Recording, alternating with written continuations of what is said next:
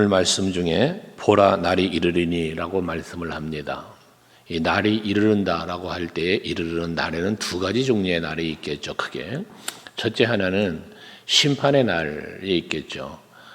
이 심판의 날, 주의 재림의 날을 우리에게 오늘 말씀해 주셨고, 또 과거의 시대에도 계속해서 말씀한 심판의 날이 있습니다. 노아 홍수의 심판의 날이 있고 소돔성의 심판의 날이 있었던 것처럼 이런 심판의 날이 있습니다. 그런가 하면 또 기다려야 될 날들이 뭐냐? 하나님께서 회복시키시는 날, 그날은 은혜 베푸시는 날, 복 주시는 날이죠. 이렇게 날은 크게 둘로 나눌 수 있습니다. 복을 주시는 날, 심판이 임하는 날, 일로 나누어질 수 있다는 것입니다. 그런데 우리 예수를 믿고 여호와 하나님의 은혜 속에 언약의 백성 가운데 그 말씀에 순종하며 사는 사람에게는 그 두 날이 무엇이었든 관계없습니다. 심판의 날이 온다 해도 심판의 대상이 아니기 때문에 상관없고, 은혜의 날, 복된 날, 회복의 날이 된다면 말할 것 없이 관계없고요. 그래서 믿음으로 사는 자는 평안이 있고 행복이 있는 것입니다.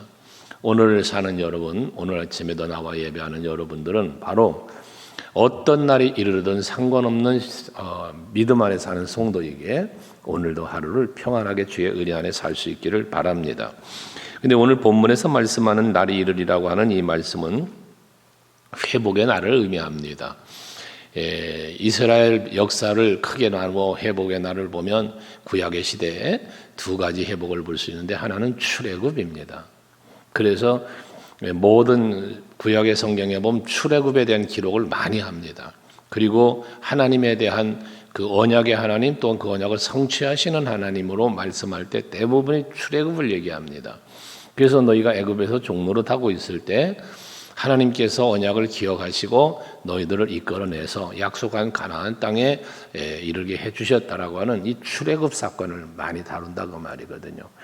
그런데 오늘 본문에서 보면 14절에 출애굽의 역사를 인도하신 여호와 하나님의 살아계심을 두고 맹세한다 하시면서 출애굽의 역사를 이루신 하나님의 이름으로의 맹세가 아닌 또 새로운 이름으로 약속하시는 것을 말하는데, 그 새로운 이름이 뭐냐? 바로 바벨론이나 아수르나 포로로 잡혀갔던 가운데서 회복시키신 하나님이에요.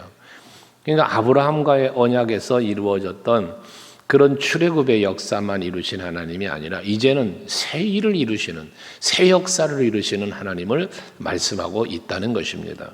근데 이러한 새로운 일을 이루시는 하나님 뭐예요? 포로에서 해방이에요. 애굽에서 해방 말고 이제 포로로부터의 자유를 말하는데, 궁극적으로는 메시아 예수 그리스도를 통한 우리의 구속, 우리의 구원을 말씀하고 있다는 것입니다. 이게 하나님이 이루시는 새 역사입니다. 그래서 계시록에 보면 새 하늘과 새 땅이 임한다라는 말씀인데, 이게 바로 이제 메시아를 통한 우리의 구원에 더불어 영화구원, 하나님의 나라로의 인도하심, 그것으로의 우리의 모든 영적인 약속의 완전한 이루심, 성취를 말씀하고 계시는 거죠. 그래서 15절에 보면 이스라엘 자손이 북방 땅과 그 쫓겨났던 모든 나라에서 인도해내신 여호와께서 살아계심을 두고 맹세하리라 라고 말씀을 해요. 그래서 출애굽을 시켰던 여호와의 맹세가 아닌 이제는 새로운 포로로 잡혀갔던 북방 나라가 바벨론이잖아요. 바벨론으로 포로로 잡혀갔던 그 포로로부터의 해방시키신 그러한 여호와의 살아 역사하시는 이름을 두고 맹세하시겠다는 거거든요. 그러면서 내가 그들의 조상에게 준 그들의 땅으로 인도하여 드리리라 라고 해서, 여기 보면 그들에게 준, 조상들에게 준 땅, 그리고 그들의 땅이라고 그랬습니다. 가나안이에요. 빼앗겼던 가나안 땅을 다시 차지하게 해주신다는 말씀이죠. 이게 바로 언약의 성취인 것입니다. 궁극적 가나안은 영원한 하나님의 나라이기도 하고요. 여러분들에게 약속한 땅, 여러분에게 약속한 은혜는 반드시 이루시는 하나님이심을 말씀 주고 있는 것입니다.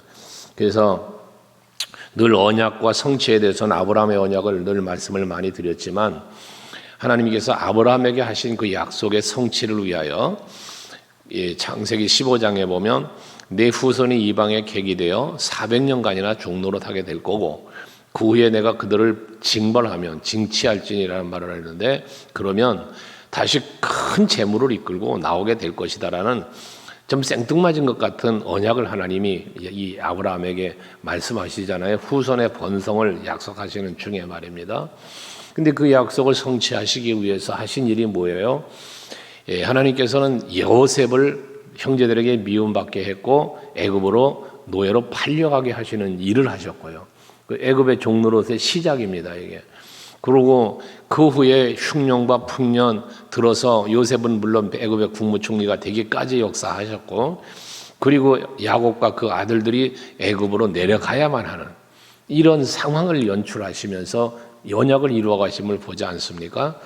그러다가 약속하신 400년, 그 400년이 차니까 모세를 택하여 또 하나님은 그들을 이끌어내시고 그리고 가나안 땅으로 인도하셨던 그 하나님의 역사하심을 봅니다. 이거는 아브라함과의 언약의 성취의 한 부분입니다. 그 후로도 그 언약은 계속적으로 이루어져서 메시아 예수 그리스도를 통하여 구원받은 하나님의 자녀들이 무수히 많아지는 이러한 놀라운 구원의 역사까지를 이루신 것이 곧 아브라함의 언약의 연속입니다. 이게 메시아 언약이라고 그래서 말씀을 드리는 겁니다. 그런데 이와 같은 약속의 땅을 하나님 반드시 주신다, 반드시 인도하신다는 거거든요. 이게 구약의 시대에는 그들이 약속하신 대로 포로에서 해방이 되어 다시 자유를 얻게 되지만 오늘 우리는 죄와 사망에서 우리는 다시 살림을 받는 회복대신 시켜주시는 새 생명의 은혜를 베풀어 주셨지 않았어요? 에베소 2장 1절에 허물과 죄로 인하여 죽었던 너희를 살리셨도다 해서 이미 죄로 인하여 허물로 인하여 죽어 있는 나를 예수 그리스도의 십자가 은혜로 말미암아 다시 살리신 바 되었다. 이 회복의 은혜란 말이에요. 이건 언약의 약속이란 말이거든요. 그런데 이러한 언약을 확 다시 한번 말씀하시면서 16절 이하의 말씀에 보면 이 유다 백성들에 대한 또 다른 심판을 말씀을 다시 또 하시죠. 보면 여호와 말씀이라 하면서 보라 내가 많은 어부를 불러다가 그들을 낫게 하며 그 후에 많은 포수를 불러다가 그들을 모든 산과 모든 언덕과 바위 틈에서 사냥하게 하리니 라고 말씀을 해요. 이 유다 백성들을 심판하시고 그들을 포로로 잡혀가게 하실 때에 이렇게 남김없이 포로로 잡혀가 완전한 멸망의 심판에 대하여 말씀하고 있는 거거든요. 여기 어부를 부른다, 포수를 부른다라고 하는 것은 이 숨어 있는 사람들을 이야기하는 거예요. 바위 틈에 숨어 있고 또 다른 물속에 섬나라로 숨어 있고 이런 것들을 말하는 거거든요.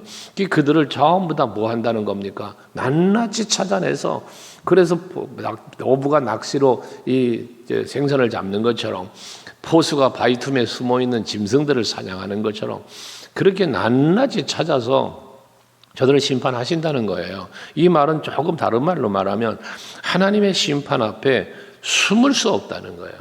피할 수 없음을 이렇게 표현하고 있는 것입니다. 그러면서 18절도 말하죠. 17절 이는 내 눈이 그들의 행위를 살펴보므로 그랬어요. 하나님의 눈이 그들의 행위를 살펴보신다는 거예요. 하나님 앞에서 감춰줄 수 없어요. 그래서 그들이 내 얼굴 앞에서 숨기지 못하며 그들의 죄악이 내 목전에서 숨겨지지 못합니다. 하나님 앞에서는 선도 악도 어제 오전 예배 때 선과 악에 대한 말씀을 드렸는데 하나님 앞에서 감춰질 수 없어요.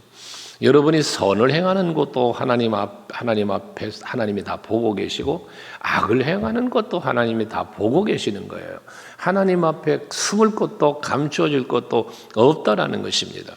우리의 마음의 생각까지도 헤아리시는 분인데 우리의 행위야 말할 것도 없지 않겠습니까?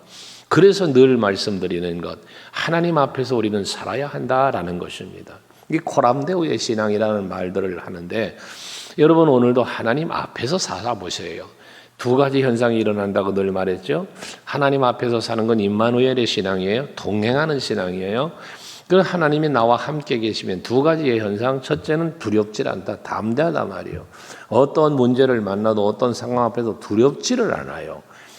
모세는 여호와 하나님이 함께 하심을 믿고 하나님을 바라봤기 때문에 홍해가 가로막혀도 뒤에 애굽 병사들이 따라와도 아말렉과 전쟁이 일어나도 두렵질 않았어요. 여호수아 갈렙도 마찬가지고요. 그러나 임마누엘 하나님과 동행하지 않는, 믿고 의지하지 않는 이들은 늘 두려워했어요. 홍해바다 보고 두려워요. 애굽 병사 보고 두려워요. 뭐 씀을 보면 불평해요. 맨 불평과 두려움 속에 빠져 사는 거예요. 그러나 하나님이 함께 계심을 믿는 모세는 두렵질 않아요. 다윗은 두렵질 않아요. 블레셋과 전쟁이 일어나는데 사울왕은 무서워요. 백성들 두려워요. 전부 블레셋 골리앗 앞에 도망을 쳤다고잖아요. 그러나 어린 소년이었지만 다윗은 하나님이 나와 함께 하신다라는 믿음 때문에 두렵질 않았어요. 도리어 물맷돌만 들고도 싸우러 나아가는 하나님이 만군의 여호와가 나와 함께 하신다는 믿음 때문에 그렇게 담대하게 싸웠지 않았습니까? 이 담대함이 있다는 거예요. 또 한편 임마누엘 하나님이 나와 함께 하심을 확실하게 믿고 그 의식 속에 살면 죄를 범하지 않아요. 악을 행하지 않는 거예요. 그럴 수가 없죠. 왜? 하나님이 보고 계시니까요. 요셉이 대표적 인물 아닙니까? 하나님이 나를 보고 있는데 내가 어찌 악을 행할 수 있겠습니까? 보디발의 아내의 유혹을 물리쳤던 그러한 요셉의 모습을 우리는 기억하지 않습니까? 여러분, 하나님이 나를 보고 있다. 내가 지금 하나님과 함께하고 있다. 어제 하나님의 손길을 느끼는 오후 예배 때도 말씀을 드렸습니다만 이 영적인 인식이라고 그랬잖아요. 이게 영성, 영감이라는 거예요.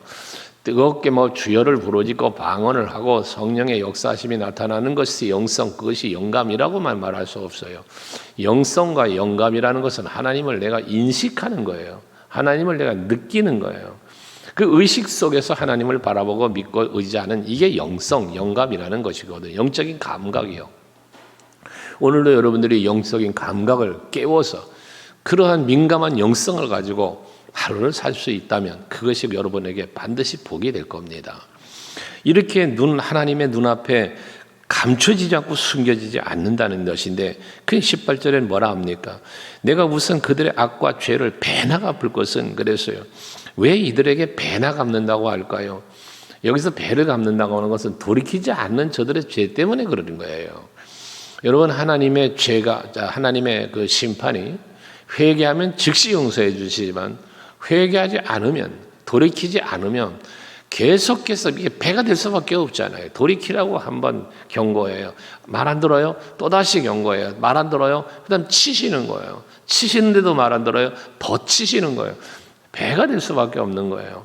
그 저들에 대한 심판이 배가 된다는 것은 그만큼 회개하지 않고 돌이키지 않고 있는 저들의 그 완악함을 표현하고 있는 것이거든요. 늘 말하지만 죄를 범하지 않아야 돼요. 그게 가장 좋은 거예요. 하지만 우리는 참으로 연약함이라는 게 있고 죄성이라는 원죄성을 가지고 물론 사함 받았지만 그런 죄성이 우리에게 있어요. 그래서 사도 바울은 오죽하면 오호라 곤고한 사람이로다 자신을 그렇게 표현합니까? 또 죄인 중에 나는 괴수다 이런 표현을 합니까? 날마다 죽는다고 내 예수로 나를 채우고 산다고 고백하는 바울도 자기를 그렇게 죽음 앞에서 나는 죄인 중에 괴수라고 디모데서에서 그런 고백을 하는 걸 보지 않습니까? 그만큼 우리는 죄인된 모습이 있다는 거예요. 우리에게 완전할 수 없다고 말이거든요. 그런데 그러니 우리는 뭐 해야 되냐? 회개를 해야 된다는 거예요. 회개. 하나님이 큰 베푸시는 은혜 중에 깨닫는 은혜를 주신다고 그랬잖아요. 이 깨닫는 은혜가 참 은혜 중에 은혜인 거예요. 그 깨닫는 은혜로 죄를 깨닫게 해요. 하나님의 능력, 하나님의 사랑을 깨닫게 하시는 거예요. 그 깨닫게 하시는 은혜를 우리가 받고 그래 내가 이런 잘못을 했구나. 하나님이 나에게 원하시는 게 이거구나. 깨닫고 그 다음 뭐 해야 돼요? 깨달은 대로 죄를 깨닫게 하셨으면 회개해야 되고 은혜를 깨닫게 했으면 감사해야 되고요. 이게 우리 성도가 살아가야 할 삶의 모습이라는 겁니다. 근데 이들은 안 했다는 말이에요. 그러면서 이어진 말이 뭐냐? 그 미운 물건의 시체로 내 땅을 더럽히며 그들을 가증한 것으로 내 기업에 가득하게 하였습니다 해서 이들에게 죄를 배나 갚는 이유는 돌아오라 돌아오라 하는데도 돌아오지 않고 계속해서 우상만 섬겼단 말이에요. 여기 미운 물건의 시체라는 것은 뭐냐? 이 미운 물건이 우상이에요. 우상. 근데 미울군간의 시체라는 건 뭐예요? 우상은 생명이 없는 거다 그 말이에요. 시체, 죽은 거라 그 말이에요. 그 생명력이 없는 돌덩어리, 고목나무로 조각, 나무로 조각한 우상 이런 걸 갖다 놓고 가증하게 섬겼으니까 저들이요. 이걸 미운 물건의 시체라고 말하는 거예요. 여러분, 우리들도 우리 우상 그러면 대부분 생각나는 게 뭡니까? 절간에 있는 부처 아닙니까? 한번 생각해 보십시다. 돌로 깎아 만들어 놓은 부처. 무슨 그게 생명이 있어요? 성경에서도 말씀했지만 스스로 움직이지도 못하고 듣지도 못하고 말하지도 못하고 이게 돌덩어리 아닙니까? 돌덩어리에 불과하잖아요. 우리가 볼 때는요. 그러나 그 돌덩어리 우상을 섬기는 사람들에게는 그게 대단한 존재가 되어지잖아요. 그 앞에 가서 비나이다 하고 이래 하는 거 아닙니까? 어떤 불교학자가 그런 얘기를 했잖아요. 나무아부 답을 관세음보살이라고 하는 그 목탁들이며 그들이 얘기하는 불경이 날 좀 돌아보세요. 날 좀 돌아봐 주세요. 라는 그런 내용이래, 그게요. 뭐 저는 불교학을 전공한 사람이 아니니까요. 그래서 이 비아냥거려 하는 말이 얼마나 돌아보지도 않고 얼마나 보살펴 주지 않았으면 맨날 날 좀 돌아봐 달란 말만 하느냐고 그러면서 비아냥거리는 어떤 분의 이야기를 들어본 일이 있습니다. 여러분, 우리는 살아계신 하나님을 믿는 성도들입니다. 그러니 여러분은 복되신 거예요.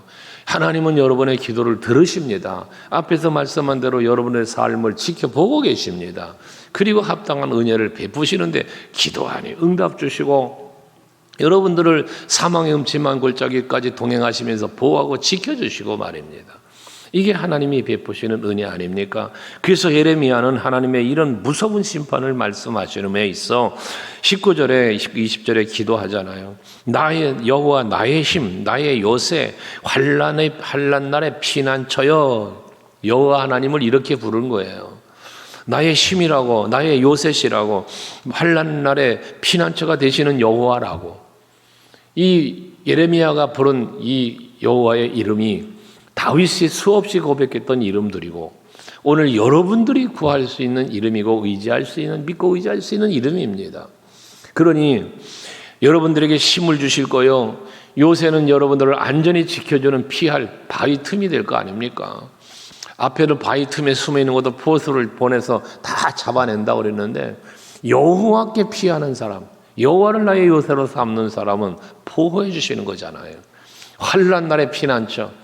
이게 바로 여러분이 믿고 있는 하나님이심을 다시 한번 이 아침에도 믿으시고 그 하나님 의지하면서 오늘도 기도하고 한 날을 살아보세요.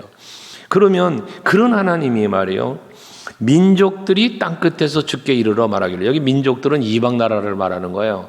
이방 민족들이 이방 나라 사람들이 하나님 앞에 이르른다는 거예요. 온다는 거예요. 그러면서 뭐라고 하냐.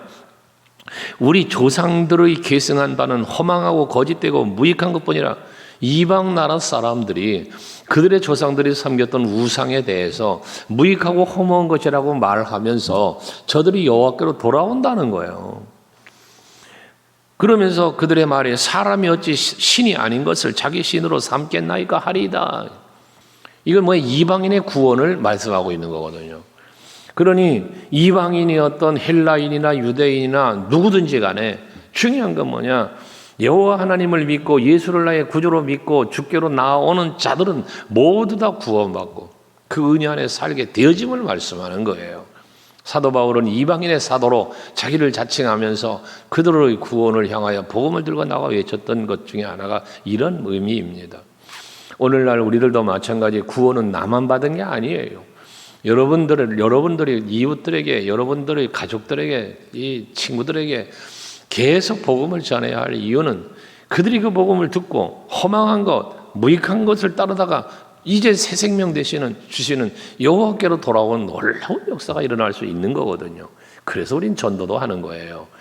하나님의 놀라우신 은총 속으로 돌아오는 자는 누구가 됐든지 은혜를 누리게 된단 말이거든요. 이런 예레미야의 기도를 듣고 여호와께서 21절에 답하시기를 보라. 이번에 그들에게 내 손과 내 능력을 알려서 그들로 내 이름이 여호와인 줄 알게 하리라. 그랬어요. 그러니까 여호와께 돌아오는 사람들은 하나님께서 그 손과 능력으로 저들을 지켜주시고 구원해 주시고 은혜 베풀어 주시는 거예요. 그러면서 뭐해? 내가 여호와의 이름이 여호와의 인줄, 내 이름이 여호와인 줄 알게 아니라 여호와가 뭔데? 구원자예요. 내가 구원자고 내가 너희들을 지키고 보호하며 복 주는 사람, 이 분은 여호와라는 사실을 알게 하리라 그랬거든요. 알게 해주신다. 오늘 이 아침에 여러분들이 예배하고 기도하며 응답을 통해서 하나님의 살아계심을 여러분에게 알려주기 원하고, 오늘도 한날을 살 때 어딜 가든지 무엇을 하든지 동행하시면서 여러분들을 위하여 친히 인도하고 역사하셔서 정말 하나님의 놀라운 능력 보여주시는 그런 하루, 알게 해주시는 말입니다. 그런 하루가 되시기를 주의 이름으로 축복합니다.